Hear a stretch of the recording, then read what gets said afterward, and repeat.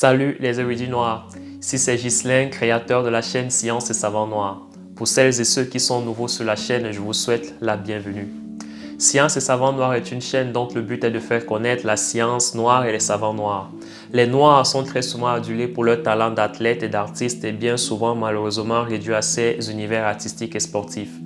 L'on ne voit la réussite du noir que sous une casquette de footballeur, basketteur, rappeur, comédien, ce qui est tout à fait louable, mais vois-tu, ne sont pas les seules sphères d'excellence du génie noir. S'il est fait le choix de créer cette chaîne, c'est précisément parce que nous les noirs avons souvent très peu conscience de ce qu'ont créé nos pères et mères avant nous et qu'il est question de s'affranchir de cette sorte de violence symbolique qui tient en échec toute tentative d'identification à tout autre modèle légitime et extrêmement brillant. Dans cette chaîne, nous parlerons de la science des Noirs et des savants noirs, afin de nous rappeler que nous devons nous estimer au-delà de ce que quiconque voudrait bien penser de nous, que ce soit de façon consciente ou inconsciente, et aussi de nous rappeler que le génie noir a contribué et continue de contribuer dans tous les aspects de nos vies.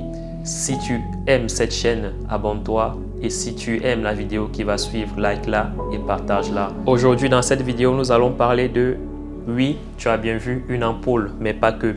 Si tu veux connaître la découverte la plus magistrale du scientifique dont nous allons parler aujourd'hui, regarde cette vidéo jusqu'à la fin. Regardons l'histoire de l'ingénierie à la fin du 19e siècle, de grands noms jaillissent de notre esprit, comme Thomas Edison ou Alexander Graham Bell. Mais il y a un homme qui relie ces grands hommes ensemble, quelqu'un qui a travaillé avec eux et sans qui leurs inventions n'auraient tout simplement pas vu le jour. Malheureusement, le nom de cet homme ne t'est certainement pas familier. J'espère que de l'histoire de cet homme, tu apprendras beaucoup, tu tireras des enseignements qui te serviront pour ta propre vie et pour celle de tes proches. Dans cette vidéo, je te présente Lewis Howard Latimer, l'homme qui a joué un rôle on ne peut plus important dans l'histoire de Thomas Edison et de Graham Bell et dont les inventions continuent d'avoir un impact sur nos vies et ce, bien au-delà de ce que tu peux remarquer. Lewis Howard Latimer est né le 4 septembre 1848 à Chelsea dans le Massachusetts et était le plus jeune des enfants de George et Rebecca Latimer. 6 ans avant la naissance de Lewis, ses parents furent asservis en Virginie. Ils réussirent à s'échapper en quête de liberté dans la ville voisine de Boston. Mais peu de temps après son arrivée, George, le père de Lewis, fut reconnu fugitif et emprisonné. L'arrestation fut vivement contestée par la communauté. Là, un procès et les tentatives de le capturer et de le renvoyer en Virginie provoquèrent une agitation considérable à Boston. Lorsque le juge statua que les Latimer appartenaient toujours à leur propriétaire en Virginie, un ministre afro-américain paya 400 $ pour sa libération. Bien que George fût dorénavant l'homme libre, il était toujours extrêmement pauvre, travaillant comme coiffeur pour soutenir sa famille composée de sa femme, ses 3 fils et sa fille. Mais dans ces conditions plus que modestes, la famille de Lewis Latimer ne pouvait se permettre que quelques années de lycée pour lui, ses frères et sœurs. Il a tout de même développé un vif intérêt pour l'art, mais surtout pour les dessins, une compétence qui lui sera extrêmement bénéfique tout au long de sa vie. Mais malheureusement, au début de l'année 1861, une guerre civile engloutit l'Amérique. En 1864, à l'âge de 16 ans, Lewis s'enrôle dans la US Navy, la marine américaine.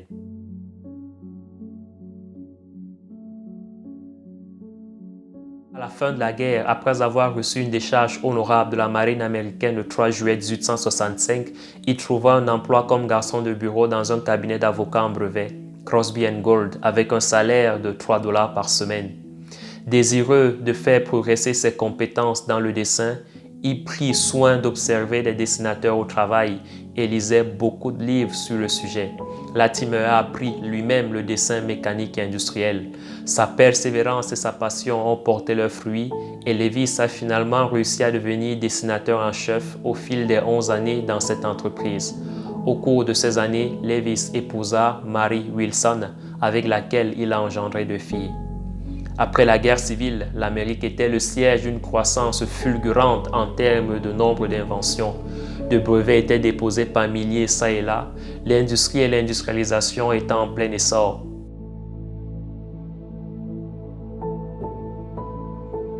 Lewis Latimer déposa son premier brevet en 1874 pour le système de toilette et un système de toilette amélioré pour les wagons de chemin de fer. En 1876, Lewis est embauché par Alexander Graham Bell.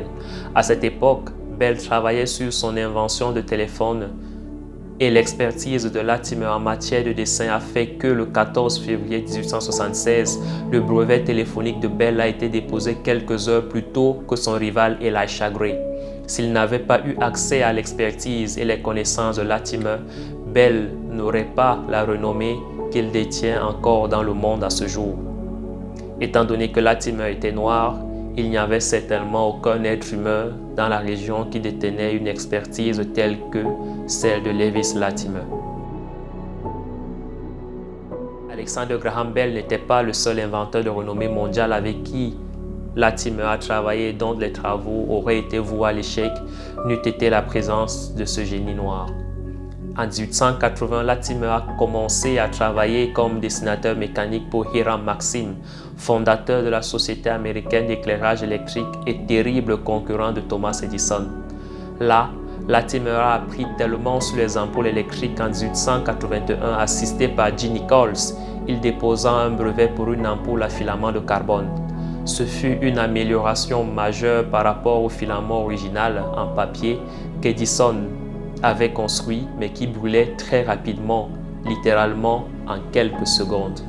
Oui, avec l'ampoule originale de Thomas Edison, votre ampoule aurait du mal à tenir plus d'une minute. En gros, il vous aurait fallu près de 600 ampoules par jour pour vous éclairer chez vous.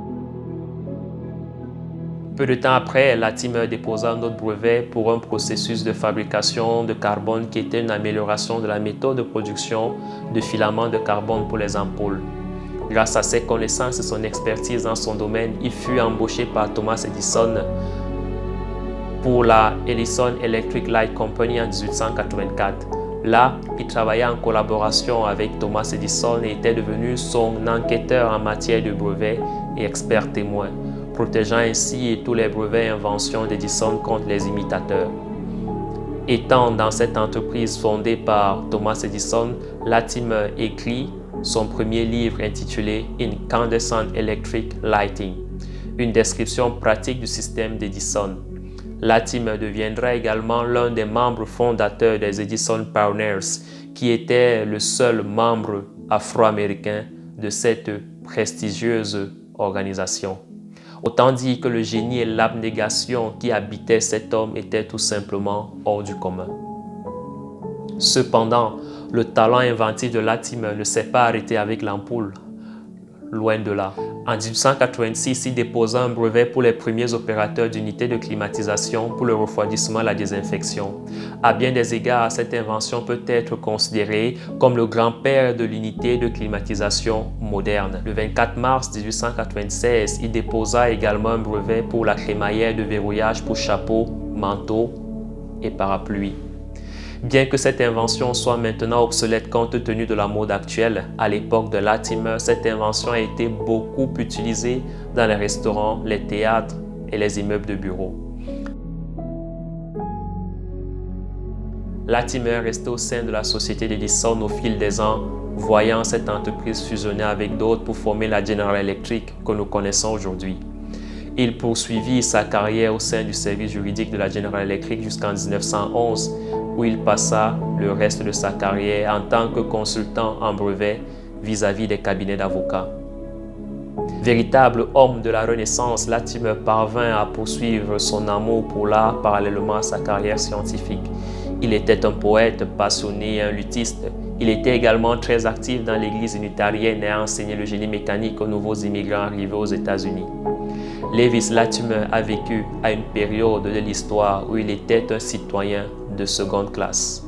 Et c'est grâce à son travail acharné et à sa détermination qu'il a réussi à se hisser si haut et à apporter des progrès impressionnants dans de nombreuses technologies qui sont encore aujourd'hui d'usage. Bien qu'il ne soit pas autant connu que ses contemporains et collègues, il mérite une place au sommet les plus hauts de la science et des inventions. Voici l'histoire d'un homme dont le génie et le talent ont touché tous les pans de nos vies, des toilettes aux ampoules, en passant par des unités de climatisation, et dont la détermination sert véritablement de leçon de vie. Le simple fait d'exister ne te fait rien mériter. Alors, cher érudit noir, si tu as aimé cette vidéo, like-la, partage-la, abonne-toi. Cela permettra à YouTube de savoir que le contenu que je t'apporte est important et qui t'apporte de la valeur. Cela me confortera aussi dans l'idée que je me fais sur l'importance et la transmission de ce savoir. Sur ce, je te souhaite une bonne journée et beaucoup de succès dans ta vie. Ciao!